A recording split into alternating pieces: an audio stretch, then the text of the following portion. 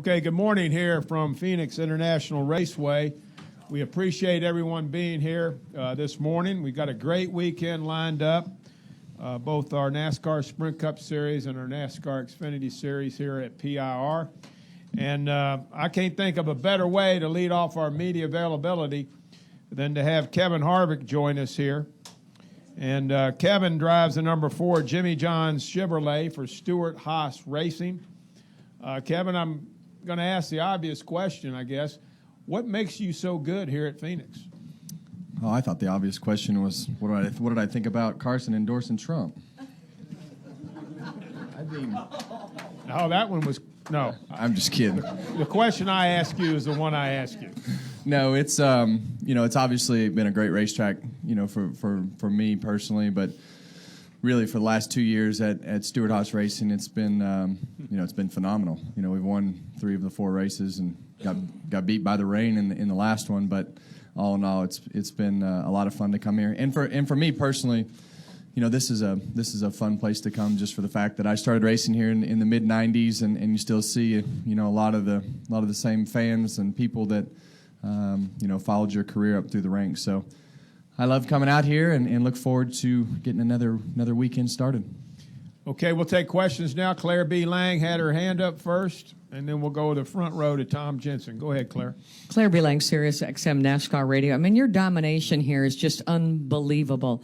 When you break it down, of the things that have changed, the new Downforce package, the tires, we can make a list of things that have changed. How much of that really affects what you guys have figured out for the domination, the fact that other racers have said they watched the tape of you and the line that you found around this track?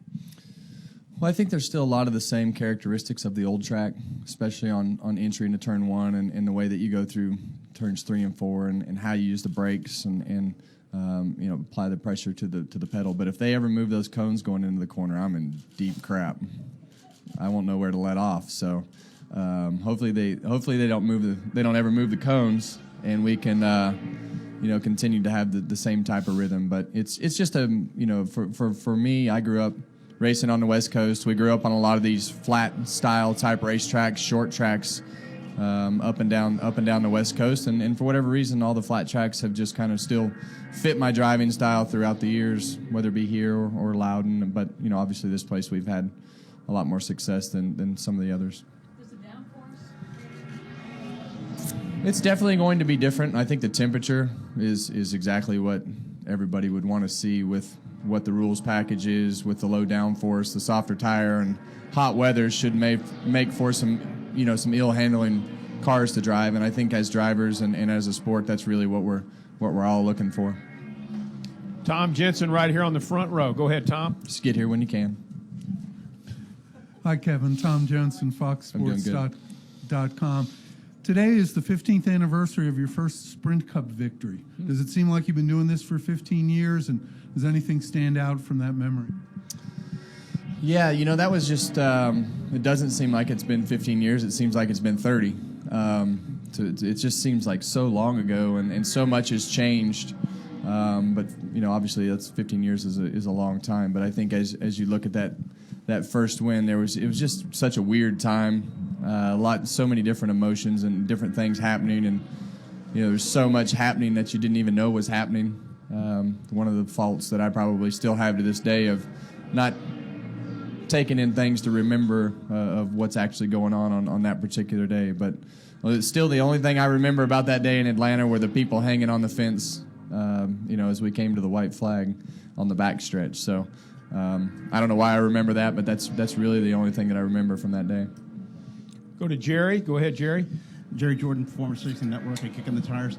Kevin, we're out here for a couple of weeks. You have anything planned, anything cool back home, California? Can you speak up again and repeat that? I'm sorry. Do you have anything planned over the next couple of weeks cool out going back home to California? Yeah, I actually went home to North Carolina this week and spent the week at home there, and then we'll drive from here to Bakersfield. Have a few things planned with the foundation that will unveil Wednesday at the Boys and Girls Club there in town. So looking forward to that, and always fun to be able to give back. But this has been a pretty big project for us and the Cal Ripken Senior Foundation to be involved with the Boys and Girls Club there, and look forward to showing it off to everybody on Wednesday. Right next door, let's stay with Chris Knight. Chris Knight, catchfence.com. Kevin, the weather is going to be incredibly hot today, in the upper 80s to lower 90s, and then 20 degrees cooler on Sunday for race day. How big of an adjustment is that going to be for your team?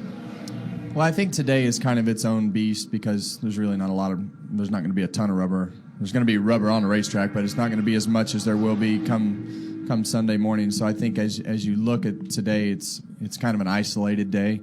You'll go out and you'll get a rhythm and just kind of see what you have in race trim. And, then it'll be all about qualifying tonight.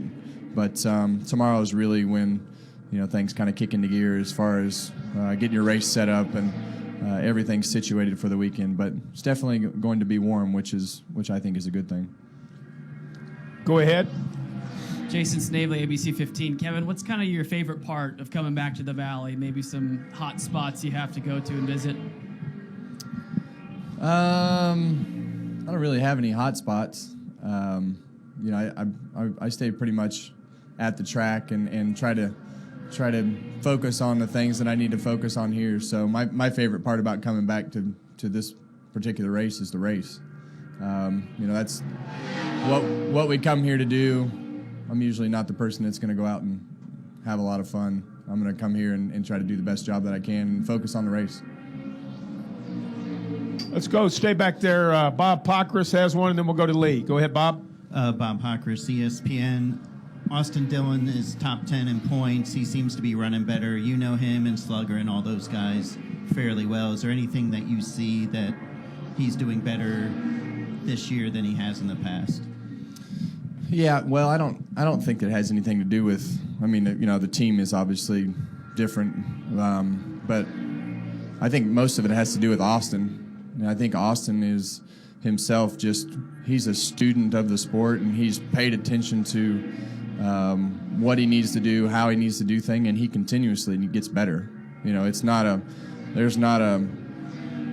about where you can go and what you do. He wants to be fast in the race car, and you can see that from the outside looking in, that he wants to concentrate on his job, and he wants to go out and get better each and every week. And I think a lot of that really started to stem last year from the success that he had in the Xfinity car. And as we went through the year, the more success he had, the better he got on Sunday. So I think a lot of that just has to do with him getting better as a driver, and he's in tune with what's happening on the racetrack and with the race car, it seems, just by looking in.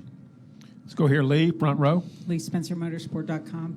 There's kind of a cat and mouse game going with the NASCAR taking away downforce from these cars. You guys begging for them to take away downforce, but then the team's trying to get the downforce back. Brad Keselowski, after his win and in his post-win comments on the radio, TV, whatever, has said that they've already gotten a lot of the downforce back in the car. It's cost millions of dollars to do that, but how do you stop that cat and mouse game between NASCAR and the competitors? The competitors saying they don't want low down, drivers want low downforce, but then the engineers put the downforce back in the cars. Well, that's going to continuously happen, because that's really the team's job are to make the cars better and make things continuously get better. But I think as you look at Atlanta and you look at Las Vegas, I think as we move forward, I think that everything's going to continue to get better, just for the fact that Goodyear's going to get a better idea of how far they can go on the tires. At Atlanta, there was nobody who ran a full fuel run on a set of tires, and that's really what everybody wants. But you go to a place like Las Vegas, and Goodyear gets into a little bit of a box because they can't do what they did at Atlanta because the speeds are so high, the lows are so high, and the cars wind up running so fast. So you come to a place like this where they feel like they've been pretty conservative over the last several years, and they're going to have a softer tire. You're going to have some warm temperatures this weekend, and those are the types of things that we can't control are the weather. And when you see the overcast, cool, cloudy conditions like you had last week, it kind of puts everybody in a box. But I think as we go through this particular season and we get closer to the middle of the year and the councils meet and they talk about what we want to do going forward. And I know there's been a lot of conversation of continuously taking downforce off the cars and doing things to. There's going to be a set amount of downforce for the most part that happens every year. The teams they're going to continuously gain downforce. They're going to get smarter with the car. They're going to get smarter with the things that they do. So there's definitely been a lot of talk on continuing to take downforce off the cars in order to stay ahead of the team. So we'll see how that evolves. And I've had a couple of people on Twitter ask, and it could just be competition. No, don't blame it on don't blame it on Twitter. It could be competition trying to stir the pot. Will we see you in a Ford with Stuart Haas Racing next season? I don't see any reason why that wouldn't Change. happen. That would change. I mean, for me, I'm in the best position that I've been in with my team. I feel like I have the best crew chief in the garage. It would be pretty tough to turn around and walk out on everybody who's been a part of building everything that we've built so far. Appreciate it. Thank you. Let's go all the way to the back. Go ahead, sir. Yeah, Kevin. Mark Armia with Arizona Republic. When Jimmy was having his stretch, domination, he won 4 or 5 here. Were other drivers such as yourself, did your mission become twofold, not only beat the track, but find a way to beat Jimmy? To beat who? Jimmy Johnson. Oh. When he was winning a lot out here. Yeah, I don't ever really think about beating one person ever because this garage is too tough to beat one person. I mean, when one person is going to win half the races, then we might do that. But right now there's just so many people that can win on a given week, and you look at last week and you think that the 2 and the 22 are out of it, and the next thing you know, the cautions all fall their way. They take a couple chances, and they're at the front of the pack. So you never really know where the twists and turns of the race are going to go, and the cars are so close and so competitive now that you have to have everything go your way on a particular day as well in order to win the races. But it's never going to be about one car. There's 20 cars that can win on any given week, in my opinion, no matter where you are. Final question, Jim Utter. Jim Utter, Charlotte Observer, very early, but in 3 races, I don't think you finished worse than 7th. You led a lot of laps at Atlanta. Do you feel that your team has got a good grasp so far on the changes, and do you feel just as good starting this year as you have the last 2? Yeah, we had a pretty solid week. We've had a disastrous last 2 weeks, in all honesty. I had a stomach virus last week, and the last thing I wanted to do was sit in a race car. And the week before, we had no race engineer, Rodney, and those guys kind of winged it at Atlanta. And halfway, 3 runs left in the race, the brake pad broke in half on the left front, and had to drive the car with 3 brakes for the rest of the weekend. So we've just had a lot of circumstances that we've got to get everybody healthy and get everybody in sync.